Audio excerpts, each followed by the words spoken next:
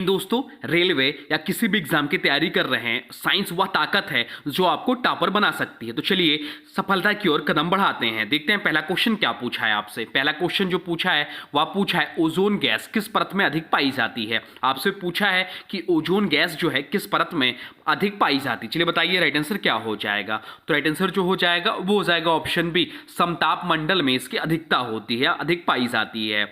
Ozone परत पृथ्वी की सतह से लगभग 16 से 35 किलोमीटर ऊंचाई पर समताप मंडल में पाई जाती है। यह परत सूर्य की पराबैंगनी यानी कि यूवी किरणों को अवशोषित कर पृथ्वी पर जीवन की रक्षा करती है। ओजोन परत को मापने की इकाई जो होती है वह डॉप्सन यूनिट होती है। क्या होती है?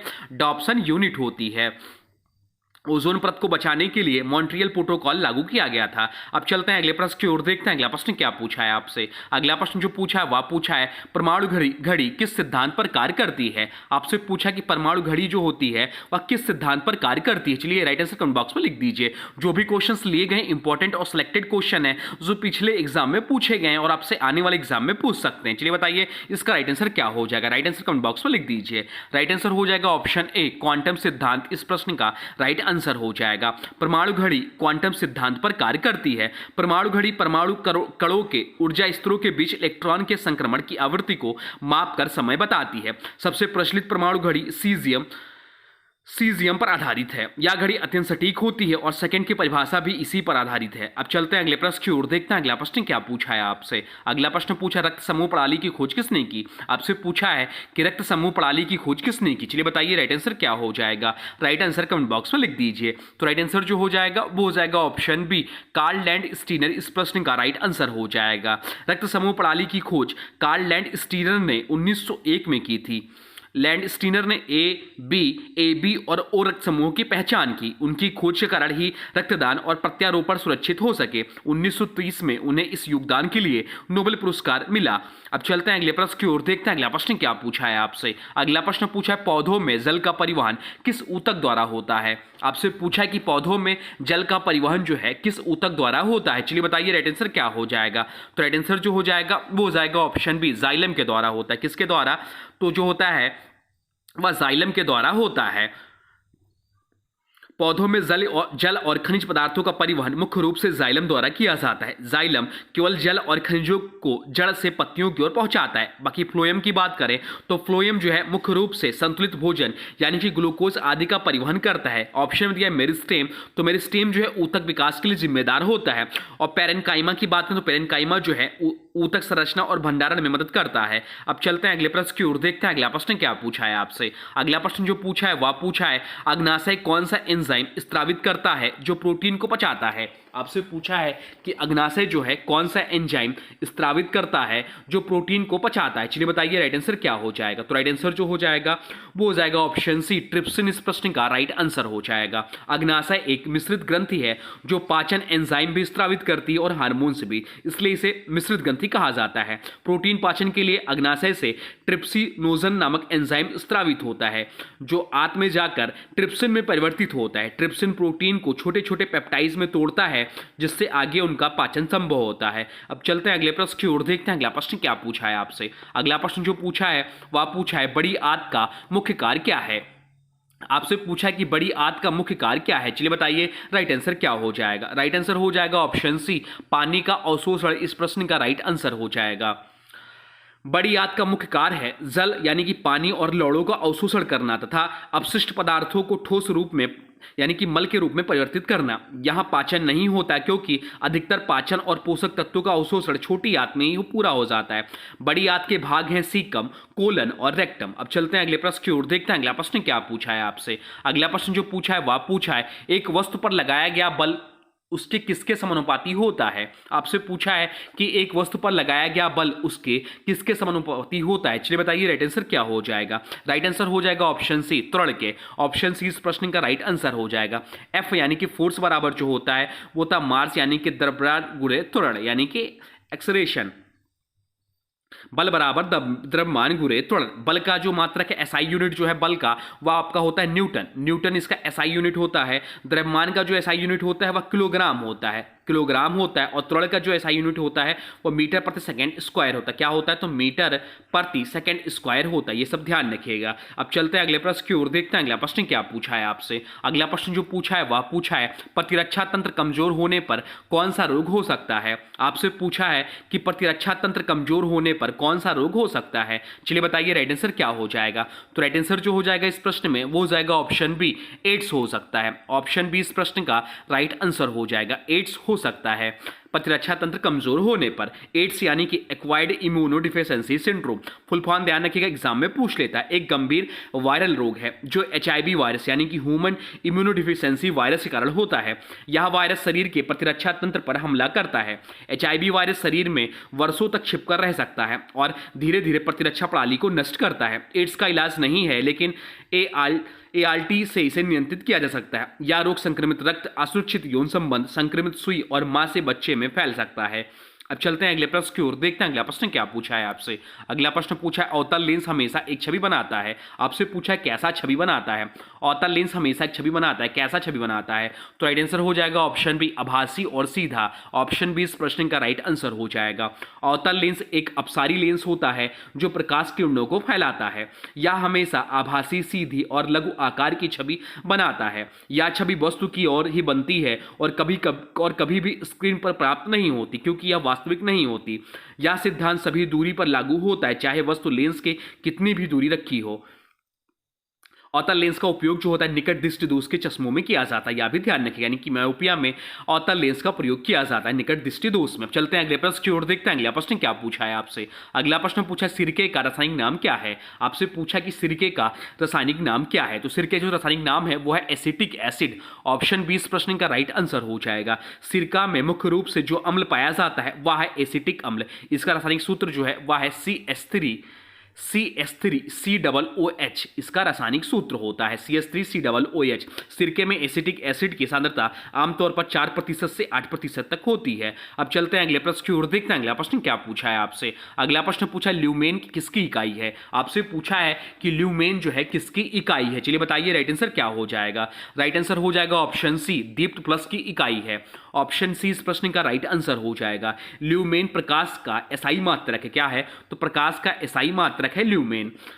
यह दीप्त प्लस को मापता है, यानी एक स्रोत से प्रति सेकंड उत्सर्जित दृष्टिगोचर प्रकाश ऊर्जा। इसकी जो परिभाषा है वह है दीप्त प्लस वह कुल मात्रा है जो एक प्रकाश स्रोत द्वारा सभी दिशाओं में उत्सर्जित की जाती है। अब चलते हैं अगले प्रश्न की ओर, देखते हैं अगला प्रश्न क्या पूछा है आपसे। अगला प्रश्न पूछा कौन सा यौगिक अम्ल और क्षार दोनों के साथ अपक्रिया कर सकता है। बढ़िया प्रश्न है। चलिए बताइए राइट आंसर क्या हो जाएगा। आपसे पूछा है कौन सा यौगिक अम्ल और क्षार दोनों के साथ अपक्रिया कर सकता है। चलिए बताइए राइट आंसर क्या हो जाएगा। राइट आंसर हो जाएगा ऑप्शन डी, अम्फोटेरिक यौगिक। ऑप्शन डी इस प्रश्न का राइट आंसर हो जाएगा। अम्फोटेरिक यौगिक वह यौगिक होते हैं जो अम्ल और क्षार दोनों के साथ अपक्रिया कर सकते हैं। ये यौगिक दोनों तरह का व्यवहार प्रदर्शित करते हैं। अब चलते हैं अगले प्रश्न की ओर, देखते हैं अगला प्रश्न क्या पूछा है आपसे। अगला प्रश्न जो पूछा है वह पूछा है रुधिर में कौन सा तत्व थक्का जमाने में सहायक है। आपसे पूछा है कि रुधिर में कौन सा तत्व जो है थक्का जमाने में सहायक है। चलिए बताइए राइट आंसर क्या हो जाएगा। राइट आंसर हो जाएगा ऑप्शन ए, फाइब्रोनियोजन इस प्रश्न का राइट आंसर हो जाएगा।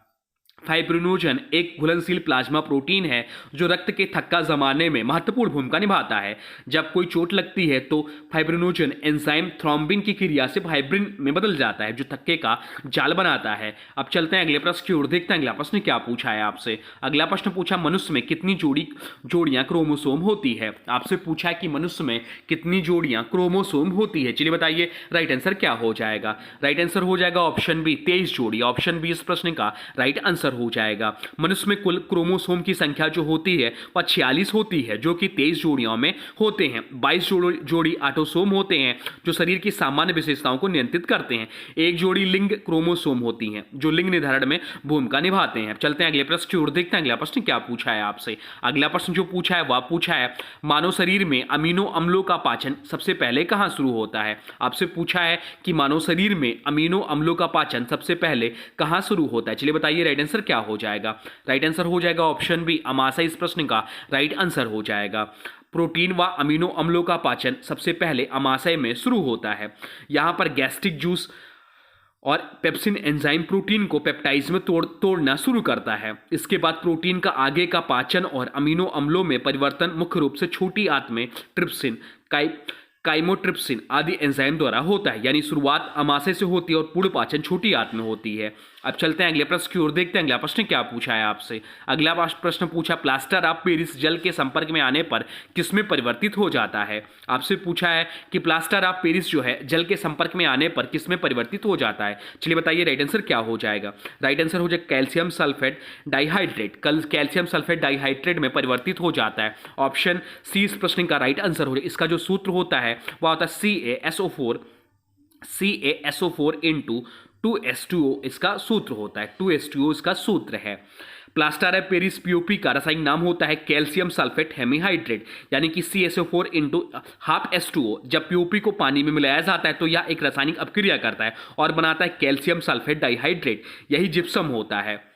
अब चलते हैं अगले प्रश्न की ओर, देखते हैं अगला प्रश्न क्या पूछा है आपसे। अगला प्रश्न जो पूछा है वह पूछा है रुधिर दाब मापने के लिए कौन सा यंत्र प्रयोग होता है। आपसे पूछा है कि रुधिर दाब मापने के लिए कौन सा यंत्र प्रयोग होता है। चलिए बताइए राइट आंसर क्या हो जाएगा। राइट आंसर हो जाएगा ऑप्शन सी स्फैग्नोमैनोमीटर। इस प्रश्न का राइट आंसर हो जाएगा। रुधिर दाब मापने के लिए स्फैग्नोमैनोमीटर का उपयोग किया जाता है। यह यंत्र पारा या एनाराइट प्रकार का हो सकता है। सामान्य स्वस्थ व्यक्ति का औसत रक्तचाप जो होता है 120/80 मिलीमीटर पारा होता है। 120 mmHg जो है सिस्टोलिक दबाव यानी कि हृदय के संकुचन के समय होता है और 80 mmHg जो है डायस्टोलिक दबाव यानी कि हृदय के शीतलन के समय होता है। mmHg का मतलब होता है मिलीमीटर पारा। बाकी ऑप्शन में दिया हेमोमीटर, तो हेमोमीटर से हीमोग्लोबिन की मात्रा मापने के लिए प्रयोग होता है। बैरोमीटर की बात करें तो वायुमंडलीय दाब मापने के लिए होता है और हाइग्रोमीटर से आर्द्रता मापा जाता है। अब चलते हैं अगले प्रश्न की ओर, देखते हैं अगला प्रश्न क्या पूछा है आपसे। अगला प्रश्न पूछा है शरीर की रोग प्रतिरोधक क्षमता किस अंग द्वारा नियंत्रित होती है। आपसे पूछा है कि शरीर की रोग प्रतिरोधक क्षमता किस अंग द्वारा नियंत्रित होती है। चलिए बताइए राइट आंसर क्या हो जाएगा। राइट आंसर हो जाएगा ऑप्शन ए थाइमस ग्रंथि। इस प्रश्न का राइट आंसर हो जाएगा। थाइमस ग्रंथि शरीर की प्रतिरक्षा प्रणाली का एक प्रमुख भाग है। यह ग्रंथि सीने के बीच स्थित होती है। थाइमस ग्रंथि का कार्य क्या है, तो टी लिम्फोसाइट्स यानी कि टी सेल्स का निर्माण और परिपक्वता इसमें होती है। यही टी कोशिकाएं शरीर में रोगाणुओं से लड़ने में महत्वपूर्ण भूमिका निभाती हैं। अब चलते हैं अगले प्रश्न की ओर, देखते हैं अगला प्रश्न क्या पूछा है आपसे। अगला प्रश्न पूछा हाइड्रोजन बम किस सिद्धांत पर कार्य करता है। आपसे पूछा है कि हाइड्रोजन बम जो है किस सिद्धांत पर कार्य करता है। चलिए बताइए राइट आंसर क्या हो जाएगा। राइट आंसर हो जाएगा ऑप्शन बी नाभिकीय संलयन। ऑप्शन बी इस प्रश्न का राइट आंसर हो जाएगा।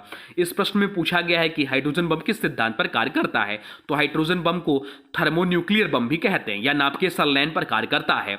इसमें हल्के तत्व जैसे हाइड्रोजन के समस्थानिक यानी कि ड्यूटेरियम ट्रिटियम मिलकर भारी तत्व यानी कि हीलियम बनाते हैं और बहुत अधिक ऊर्जा उत्पन्न होती है। नाभिकीय विखंडन जैसे यूरेनियम या प्लूटोनियम बम में होता है। अब चलते हैं अगले प्रश्न की ओर, देखते हैं अगला प्रश्न क्या पूछा है आपसे। अगला प्रश्न पूछा प्रकाश संश्लेषण में कौन सी गैस अवशोषित होती है। चलिए बताइए राइट आंसर क्या हो जाएगा। आपसे पूछा प्रकाश संश्लेषण में कौन सी गैस अवशोषित होती है। चलिए बताइए राइट आंसर क्या हो जाएगा। राइट आंसर हो जाएगा ऑप्शन सी कार्बन डाइऑक्साइड। प्रकाश संश्लेषण वह प्रक्रिया है जिसमें पौधे सूर्य के प्रकाश की उपस्थिति में कार्बन डाइऑक्साइड और जल का उपयोग करके ग्लूकोज और ऑक्सीजन का निर्माण करते हैं। यह प्रक्रिया मुख्य रूप से पत्तियों के क्लोरोप्लास्ट यानी कि हरित लवक में होती है। प्रकाश संश्लेषण के दौरान ऑक्सीजन निकलती है जबकि कार्बन डाइऑक्साइड अवशोषित होती है। यह प्रक्रिया केवल हरे पौधों, शैवाल और कुछ बैक्टीरिया में होती है। तो ये रहे आपके टॉप साइंस क्वेश्चन जो आपके आने वाले एग्जाम के लिए बहुत ही महत्वपूर्ण है। अब आज के वीडियो से प्रश्न है, इसका राइट आंसर आप लोगों को कमेंट बॉक्स में बताना है। आज के वीडियो से प्रश्न है मनुष्य में कितनी जोड़ियां क्रोमोसोम होती हैं। आपसे पूछा है कि मनुष्य में कितनी जोड़ियां क्रोमोसोम होती है। इसका जो भी राइट आंसर होगा कमेंट बॉक्स में जरूर बताइएगा और हाँ वीडियो कैसा लगा इसके बारे में भी जरूर बताइए। और देखिए अभी तक आपने वीडियो को लाइक नहीं किया तो प्लीज वीडियो को लाइक कर दीजिए और चैनल पे नए हैं चैनल को सब्सक्राइब भी कर लीजिए। तो चलिए मिलते एक नए वीडियो में, तब तक के लिए thanks for watching railway exam target channel को।